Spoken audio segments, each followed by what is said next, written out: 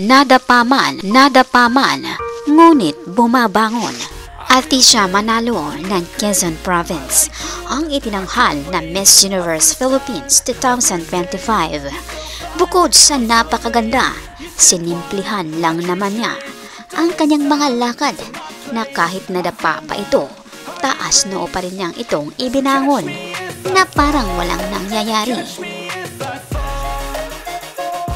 Bawat lakad ay plakado at mga galawan ay nakakasigurado na siya ay manalo, at yun na nga, sa bandang huli, siya ay itinanghal na Miss Universe Philippines 2025. You got it all on tap, I'm loving your vibe, always have your back. We like all the same tracks, listen all night in the sheets all black. Said I'm falling fast, don't remember life before you, that's fact.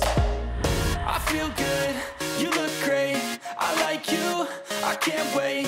A first time, a first date, you're so fine, I'm so late. You sip wine, I drink straight, don't waste time to my place. I feel my heart erase, so catch me if Malakasang palakpak po sa inyong lahat. Marami pong salamat sa inyong pagbibisita at pag-effort na rin na magkomento. Pasalamatan din po namin kayong lahat naming minamahal na viewers. Nag-comment man po kayo o hindi, na-appreciate po namin ang inyong pagbibisita. Taos puso po naming pinapasalamatan ang inyong ibinahaging oras upang mabisita ang aming munting channel. Saan man po kayo naroroon, mag-ingat po kayo lagi. Malakasang palakpak po sa inyong lahat. God bless us po at maraming salamat.